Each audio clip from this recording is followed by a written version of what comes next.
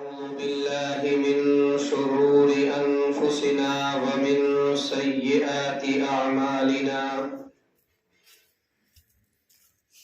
من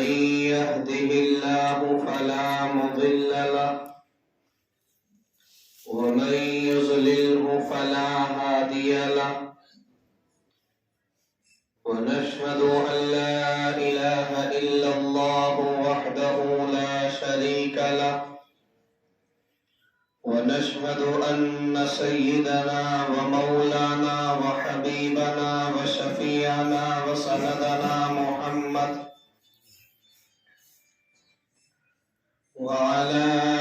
آله وصحبه وأزواجه وذرياته وبارك وسلم تسليما كثيرا كثيرا كثيرا. أما بعد فقد قال الله تبارك وتعالى في القرآن المجيد والفرقان الحميد: أعوذ بالله من الشيطان الرجيم بسم الله الرحمن الرحيم الذين ينفقون في السراء والضراء والكاظمين الغيظ والعافين عن الناس والله يحب المحسنين. صدق اللہ العظیم.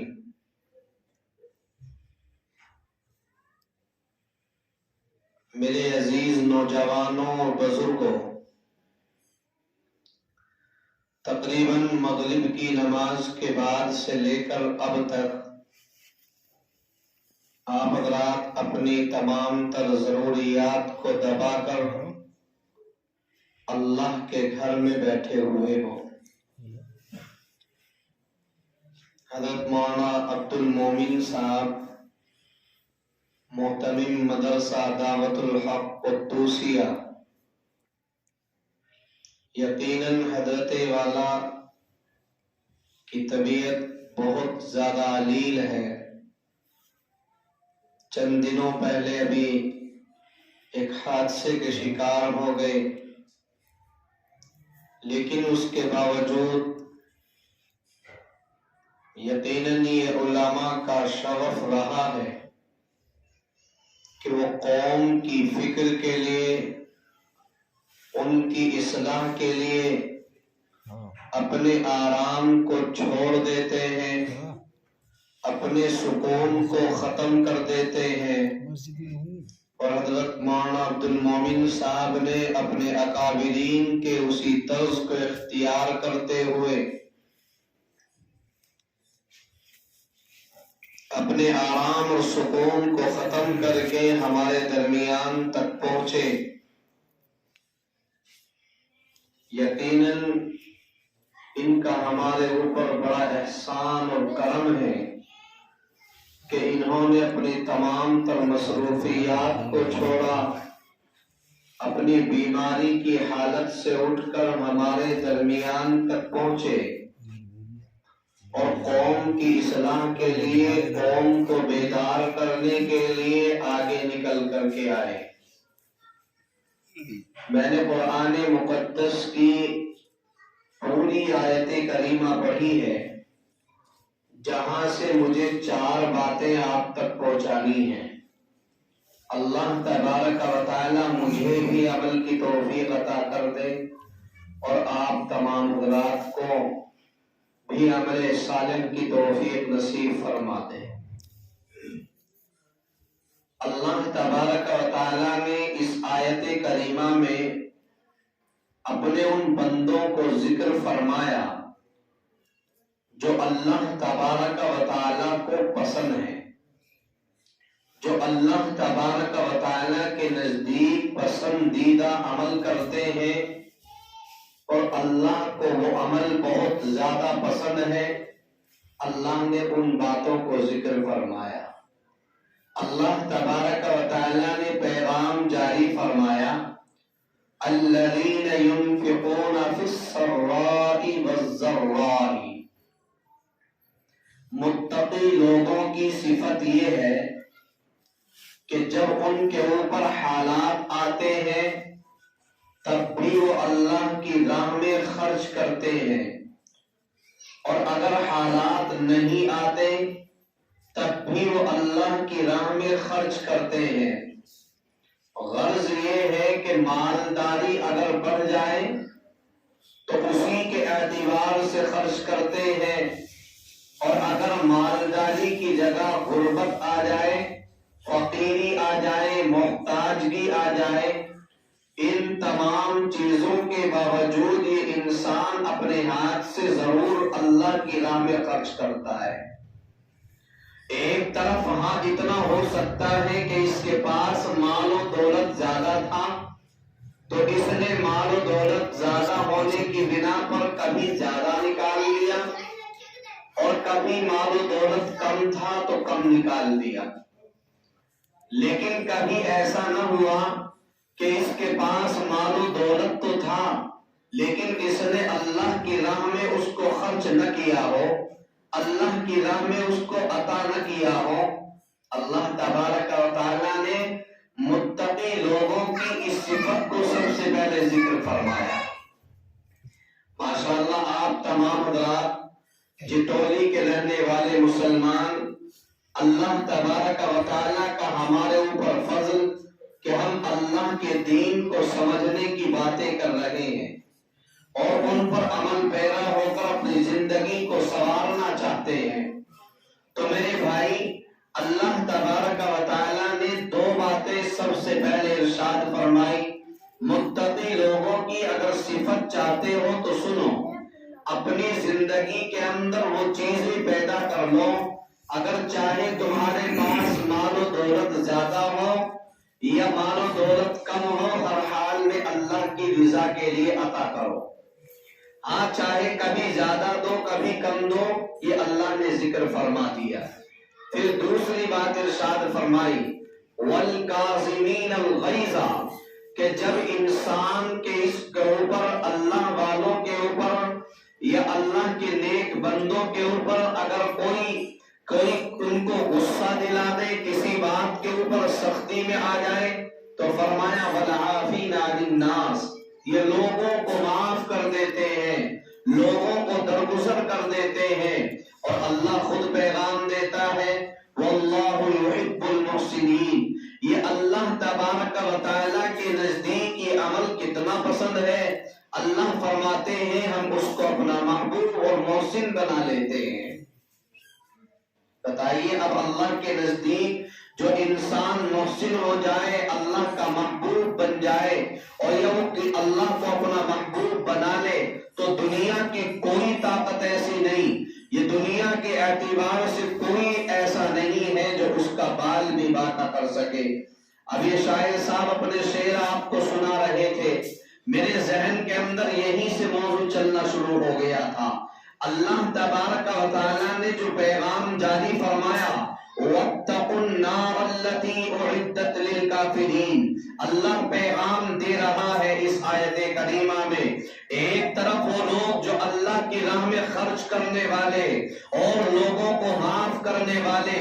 اللہ کہہ رہا ہے کہ مجھے ان لوگوں کو میں ان کو محبوب بنا لیتا ہوں، مجھے وہ محسن ہے، ان تمام انسانوں میں مجھے وہ سب سے زیادہ اچھے لگتے ہیں۔ اللہ نے دوسری جگہ پر ارشاد فرمایا، اس سے دو آیت کریمہ پہلے ذکر فرمایا وَاتَّقُوا النَّارَ الَّتِي أُعِدَّتْ لِلْكَافِرِينَ، اس آگ سے ڈرو جس کو اللہ تبارک و تعالیٰ نے منکرین کے لیے، کافروں کے لیے، نافرمان لوگوں کے لیے تیار کر رکھا ہے۔ اللہ کہہ رہا ہے وَأَطِيعُوا اللَّهَ وَالرَّسُولَ لَعَلَّكُمْ تُرْحَمُونَ، کیوں اللہ رب العزت ہم اس آگ سے بچ کر کے کیا کریں؟ اللہ نے ذکر فرمایا تم میری اطاعت کرو، میرے رسول کی اطاعت کرنے والے بن جاؤ۔ آج دنیا کے اعتبار سے ہر انسان اس چیز میں پھنسا ہوا ہے اور اس چیز کے لالچ میں ہے کہ جب یہ کوئی کاروبار شروع کرتا ہے، کوئی کسی نئے کام کو آغاز کرتا ہے، کسی نئے کام کو شروع کرتا ہے تو سب سے پہلے یہ اپنا پورا پروجیکٹ تیار کر لیتا ہے، اپنے ذہن کے اندر اس چیز کا خاکہ بنا لیتا ہے کہ میں یہ کام کرنے کے لیے چل رہا ہوں، آیا یہ کام میرے لیے درست ہے یا نہیں ہے، اس کے اندر منافع کتنا ہوگا، اس کے اندر نقصان کتنا ہوگا، آیا اگر نقصان ہوگا تو میں کون سی پوزیشن پر پہنچ جاؤں گا، اور اگر منافع ہوتا چلا گیا تو میں کون سی پوزیشن کے اوپر پہنچ جاؤں گا۔ غرض یہ ہے کہ دنیا کے اعتبار سے کوئی بھی انسان کوئی بھی کام کو شروع کرے گا، وہ خاکہ اپنے ذہن کے اندر پہلے ہی گھما کر کے تیار کرے گا۔ اللہ نے ذکر فرمایا وَأَطِيعُوا اللَّهَ وَالرَّسُولَ لَعَلَّكُمْ تُرْحَمُونَ، اگر تم دنیا کے اندر رہ کر اللہ کی اطاعت کرو گے، رسول اکرم صلی اللہ علیہ وسلم کی اطاعت کرو گے تو اللہ پیغام دیتا ہے تمہارے اوپر رحم کا معاملہ کیا جائے گا، تمہیں اللہ اپنی رحمتوں کے اندر ڈھانپ لیں گے، اللہ کی رحمتیں وسعتیں ہو جائیں گی، ان کے اندر کشادگی آ جائے گی۔ لیکن اگر تم اللہ کو ناراض کرو گے، اللہ کی نافرمانی کرو گے، اللہ کے رسول کی نافرمانی کرو گے تو میرے اور آپ کے آقا سید کون و مکان تاجدار مدینہ احمد مجتبی محمد مصطفیٰ سب کہے صلی اللہ علیہ وسلم کے اوپر یہ قرآن کی آیت نازل ہوئی وَاتَّقُوا النَّارَ الَّتِي أُعِدَّتْ لِلْكَافِرِينَ۔ اگر دنیا کے اندر رہ کر ہم نے اللہ کی مرضی کے خلاف، اللہ کی نافرمانی کر کے، اللہ کی اطاعت نہ کر کے، اللہ کی فرما برداری نہ کر کے اپنی زندگی کو گزارا تو رب کہہ رہا ہے اُعِدَّتْ لِلْكَافِرِينَ، پھر تمہارا ٹھکانہ وہ ہوگا جو ہم نے نافرمان لوگوں کا لیے بنایا ہے۔ قرآن کی دوسری آیت کریمہ رب ذوالجلال پیغام دیتا ہے ان الذین آمنوا وعملوا الصالحات، ایک طرف وہ لوگ جو اللہ پر ایمان رکھتے ہیں اور اعمال صالحہ کرتے ہیں، فرمایا اولئک هم خیر البریہ، لیکن دوسری طرف وہ لوگ ان الذین کفروا من اہل الکتاب والمشرکین فی نار جہنم خالدین فیہا، اللہ نے دو پیغام دیے اور دونوں کو الگ الگ ذکر فرمایا، ایک طرف وہ لوگ جو اللہ کے نافرمان، دوسری طرف وہ لوگ جو اللہ پر ایمان رکھنے والے، اللہ کی ذات پر بھروسہ رکھنے والے، اللہ رب العزت کی ذات پر بھروسہ رکھنے کے بعد اعمال صالحہ کرنے والے، اللہ نے پیغام دیا اب دونوں کا ٹھکانہ الگ الگ ہوگا، دونوں کے لیے رہائش کا انتظام الگ الگ ہوگا۔ ایک طرف وہ لوگ جنہوں نے دنیا کے اندر آسائش اور مصیبتیں نہیں، آسائشوں میں نہیں رہے ہیں، مصیبتوں کے اندر ہی رہے ہیں، وہ ایمان والے دنیا کے اندر اعمال صالحہ کیے، اعمال صالحہ کی بنیاد پر محلے کا بڑا چودھری ناراض ہو گیا، محلے کا بڑا آدمی ناراض ہو گیا، جس کی بنیاد پر اس انسان کو تکالیف برداشت کرنی پڑ رہی ہیں، مصیبتوں کا سامنا کرنا پڑ رہا ہے، قرآن کو ماننا چاہتا ہے لیکن یہ برابر والا، یہ برادری والے اس کو اس چیز پر آمادہ کر رہے ہیں کہ قرآن کی تعلیم کو اپنے گھر میں نہ لے کر کے آئے، یہ احادیث نبویہ کو اپنی زندگی میں نہ اتارے، یہ صحابہ کے طرز عمل کو اپنی زندگی کے اندر نہ لائے، یہ اولیاء اللہ کے طریقے کو اپنی زندگی کے اندر نہ لائے، یہ قرآن کو اپنی زندگی میں نہ لائے، یہ علماء کے پاس نہ جائے۔ اگر کوئی انسان اس کو روکتا ہے لیکن اس کے باوجود یہ انسان کہہ رہا ہے نہیں نہیں میں تو رب کی اطاعت کر کے رہوں گا، میں تو مسجد میں جا کر رہوں گا، میں تو نماز کی پابندی کر کے رہوں گا، دنیا والے کتنی نماز کی پابندیاں لگا لے لیکن میں قرآن پڑھوں گا، میں نماز کی پابندی کروں گا، میں اپنے بچوں کو قرآن پڑھاؤں گا، میں اپنے بچوں کو نماز کی تعلیم دوں گا، میں اپنے بچوں کو حلال رزق کھلاؤں گا، میں خود اس کے اوپر عمل کروں گا، تو یہ انسان دنیا کے اعتبار سے کتنی مصیبتوں میں آ جائے، کتنی پریشانیوں میں آ جائے، اللہ نے کہا ان الذین آمنوا وعملوا الصالحات اولئک هم خیر البریہ، کل قیامت کا میدان ہوگا، وہاں پر ہر انسان کھڑا ہوا ہوگا، وہ منکرین لوگ بھی کھڑے ہوئے ہوں گے جو اللہ کے ذکر سے اعراض کر رہے تھے، جو اللہ کا ذکر نہیں کرنے دے رہے تھے،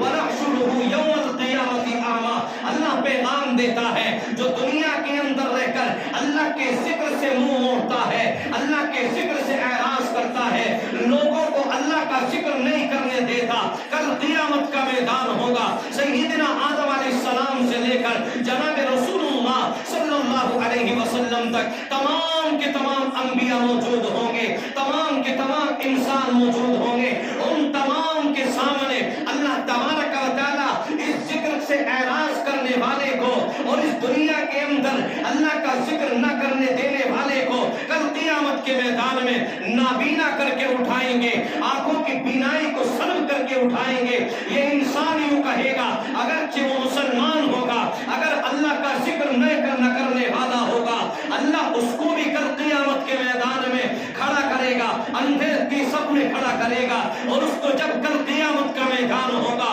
اس کو نابینا کر کے آنکھوں کی بینائی سلب کر کے اللہ رب العزت اس کو اٹھائیں گے. خود اللہ کہہ رہا ہے قال رب لما حشرتنی اعمی وقد كنت بصیرا. یہ پروردگار عالم کے سامنے عرض کرے گا الہا جب میں دنیا کے اندر تھا تو دنیا کے اندر میں تمام چیزیں دیکھ سکتا تھا، لیکن تو نے میرے دیکھنے کی بصیرت کو ختم کر دیا، میرے دیکھنے کی بینائی کو ختم کر دیا، میرے دیکھنے کی بینائی کو سلب کر دیا. اللہ کہیں گے ہاں قال كذلك تتلى آیاتنا فنسیتها وكذلك اليوم تنسى. اللہ پیغام دے رہا ہے میرے بھائیوں، مجھے آپ کو تمام ایمان والوں کو اللہ پیغام دے رہا ہے اگر تم دنیا کے اندر رہ کر اللہ کے ذکر سے منہ موڑو گے، اللہ کے ذکر سے اعراض کرو گے تو پھر میری پکڑ بھی ایسی ہے. اللہ نے کیا کہا کل قیامت کا میدان ہوگا، ہر انسان وہاں پر موجود ہوگا، میں اور آپ بھی کھڑے ہوئے ہوں گے،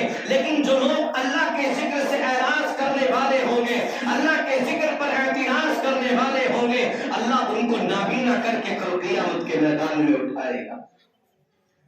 اب بتائیے ہم کون سی صف میں جانا چاہتے ہیں؟ ایک صف تو وہ ہے جو اللہ کے نافرمان لوگ ہیں،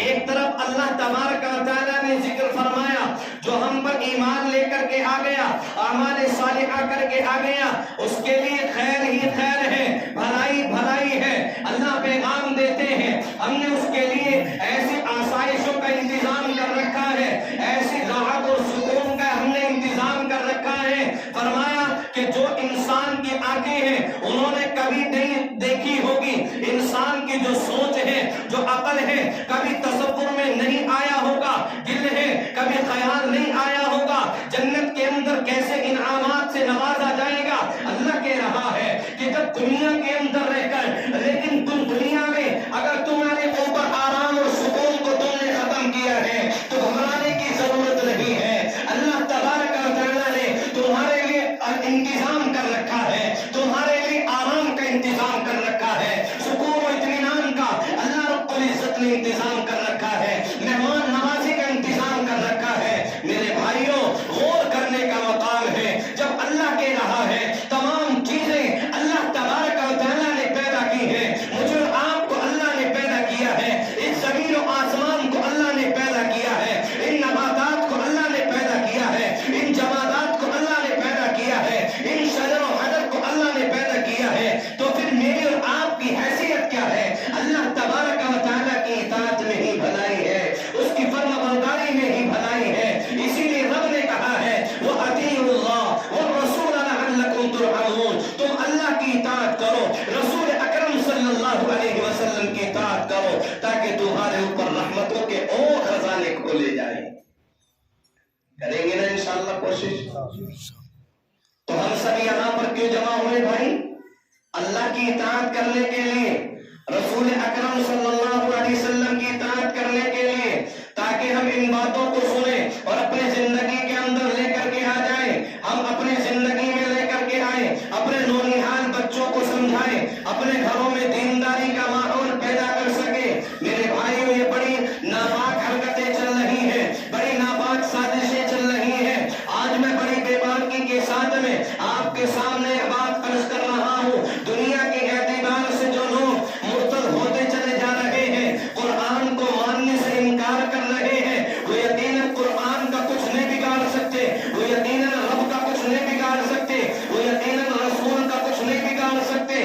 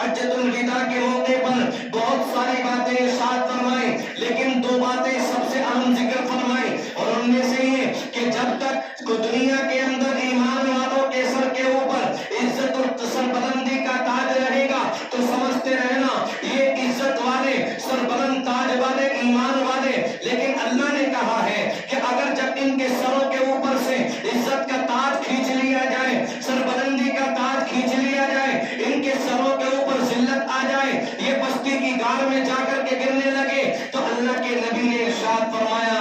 اللہ کے نبی نے ارشاد فرمایا سمجھ لینا اب میرے امت کے اندر دو چیزیں پیدا ہو چکی ہیں۔ آقا علیہ السلام نے ذکر فرمایا کہ ہاں دنیا والوں کے اندر دو چیزیں جب ختم ہو جائے گی، میری امت میں دو چیزیں ختم ہوں گی، تو مسلمانوں کے اوپر، ایمان والوں کے اوپر عزت نہیں آئے گی، ذلت کا تاج آ جائے گا، بستی کی گار میں جا کر کے گرنے لگیں گے۔ آقا علیہ السلام نے وہ دو باتیں جانتے ہو کیا بتائیں؟ آج میرے نوجوانوں، بزرگ اور ہمارے بچے ان دونوں چیزوں سے خالی ہوتے چلے جا رہے ہیں۔ آقا علیہ السلام نے وہ دو باتیں ارشاد فرمائی۔ میرے بھائی سب سے پہلے بات ذکر فرمائی، اگر تم دنیا کے اندر عزت چاہتے ہو، سربلندی چاہتے ہو، اور دنیا کے اندر تمہارا ہی سربلند ہو جائے، تو اللہ نے کہا ہے اپنے نبی کی زبانی، میں نے اتنی بڑی بات کیسے کہہ دی کہ اللہ کہہ رہا ہے، میں نے کہا وَمَا يَنْطِقُ عَنِ الْهَوَىٰ إِنْ هُوَ إِلَّا وَحْيٌ يُوحَىٰ، اللہ خود کہہ رہا ہے کہ جو نبی اپنی زبان سے بولتا ہے وہ اس کا فرمان نہیں ہوتا ہے، بلکہ ہم اس کو وحی کرتے ہیں، تبھی کوئی کلام وہ آگے کہہ دیتا ہے۔ اس لیے میرے بھائیوں،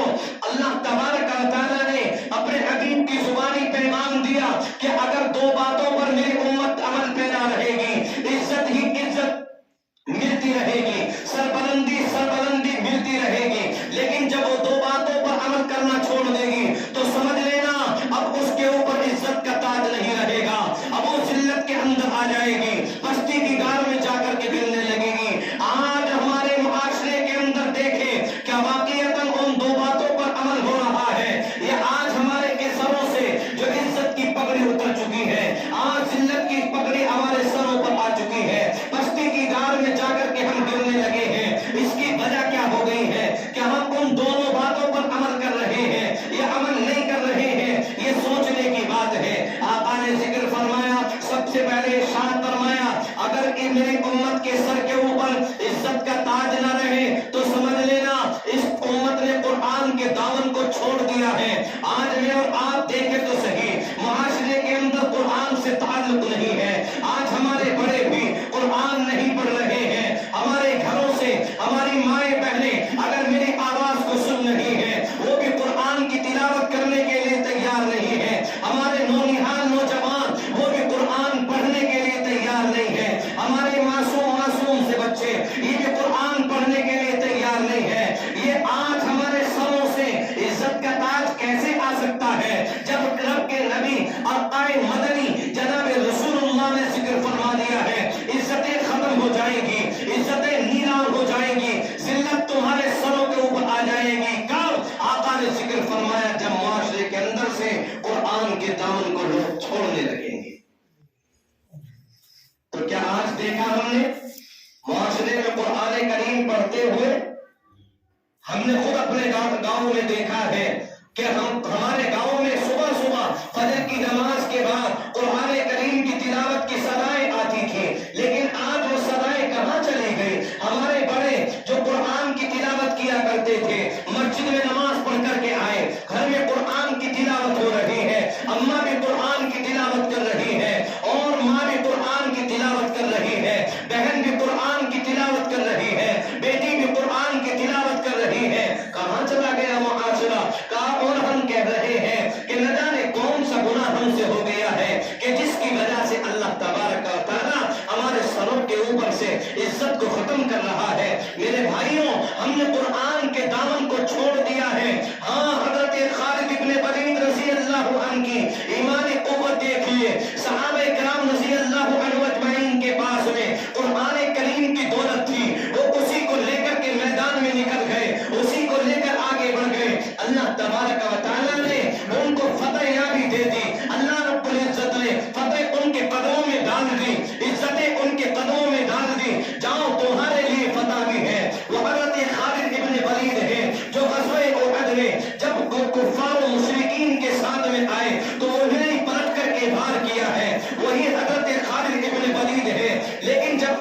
ایمان لے کر کے آ گئے ہیں، جب مشورہ ہو رہا ہے کہ آپ اتنا پتہ لگائیں دشمن کی فوج کہاں پر ہے اور ان کی تعداد کتنی ہے، ان کے پاس سامان کیا ہے، تو یہی حضرت خالد بن ولید ہے۔ آج دشمن کی 60,000 فوج سے 60 آدمیوں کا لشکر چل رہا ہے، مقابلے کرنے کے لیے آگے بڑھ رہا ہے۔ صحابہ کرام کی چند آدمیوں کی مقدس جماعت آگے بڑھ رہی ہے۔ تاریخ گواہ ہے، زمین و آسمان گواہ ہے، چاند و سورج گواہ ہے، ستارے گواہ ہیں کہ ان 60 آدمیوں نے 60,000 آدمیوں کا مقابلہ کیا ہے۔ یہ ہے حضرت خالد بن ولید رضی اللہ عنہ۔ خود کہتے ہیں کہ قرآن کو میں پڑھ رہا ہوں اور جب میں قرآن کو پڑھتا ہوں تو بس میرے اندر ایک الگ سی حلاوت آ جاتی ہے، الگ مٹھاس پیدا ہو جاتی ہے۔ میرے بھائی اور میرے نوجوانوں، بتاؤ تو صحیح ہم کہاں پر چلے گئے؟ ہم کون سا دین جینا چاہتے ہیں؟ ہم کون سے دین پر عمل کرنا چاہتے ہیں؟ آقا علیہ السلام ہمیں کہہ رہے ہیں عزتیں چاہتے ہو، سربلندی چاہتے ہو تو قرآن کو مضبوطی کے ساتھ پکڑ لو۔ لیکن آج ہم نے اسی کے دامن کو چھوڑ دیا، ہم نے اپنی زندگی کو اسی کے نام پر ختم کر لیا اور قرآن کے نام پر ہم لوگ اپنے آپ کو ختم کر بیٹھے۔ آج دنیا کے اعتبار سے پڑھانے کے لیے، پڑھنے کے لیے ہم لوگ آگے میدان میں نکلنے لگے۔ میں منع نہیں کر رہا ہوں کہ آپ دنیا کی تعلیم یافتہ نہ ہوں، لیکن میرے بھائیوں ہمارے اکابرین کا یہی طرز عمل رہا ہے کہ آپ دنیا کے اعتبار سے کچھ بھی بن جائیے، لیکن سب سے پہلے تمہاری ذمہ داری ہے کہ تم ایمان والے بن جاؤ، اسلام والے بن جاؤ، صحیح طریقے سے مسلمان بن جاؤ۔ کوشش کریں گے انشاءاللہ، قرآن پڑھنے کی کوشش کریں گے۔ میں بالکل مختصراً آپ کے سامنے عرض کر رہا ہوں کیونکہ بات جو ہے طویل ہوتی چلی جاتی ہے، لیکن میں بہت مختصر آپ کے سامنے عرض کر رہا ہوں۔ میرے بھائیوں، دوسری بات آقا مدنی جناب رسول اللہ صلی اللہ علیہ وسلم نے ذکر فرمایا کہ اگر تم عزت چاہتے ہو، سربلندی چاہتے ہو تو میرے طریقوں پر آ جاؤ، نبی کی سنتوں پر آ جاؤ۔ آج میں اور آپ اپنے معاشرے کے اندر دیکھ سکتے ہیں، آج معاشرے کے اندر سے سنتوں کا جنازہ نکل گیا، آقا علیہ السلام کے طریقے نکل گئے، آقا کے اقوال اور افعال نکل گئے، لیکن میں اور آپ کون سی زندگی جی رہے ہیں اور کون سی خرمستی میں پڑے ہوئے ہیں؟ اس لیے میرے بھائیوں آج بھی وقت کی اہم ضرورت ہے کہ ہم لوگ آپس میں اتحاد کو قائم کریں اور قرآن کو مضبوطی کے ساتھ پکڑیں، احادیث کو، سنت نبویہ کو اپنی زندگی میں اتارنے کی کوشش کریں، اپنے بچوں کو قرآن پڑھائیں۔ خود اگر قرآن پڑھے ہوئے ہیں تو اپنے گھر سے روزانہ قرآن کی تلاوت کریں، اپنے گھروں میں نوافل پڑھنے کا اہتمام کریں، اپنے گھروں میں سنتیں پڑھنے کا اہتمام کریں۔ ہماری مائیں بہنیں بھی قرآن پڑھنے کی کوشش کریں، ان کو قرآن اگر نہیں آتا تو کوئی ایسا انتظام کیا جائے کہ وہ بھی قرآن پڑھنے والی بن جائے، کوئی ایسا نظم بنایا جائے کہ وہ بھی قرآن کریم کو پڑھے،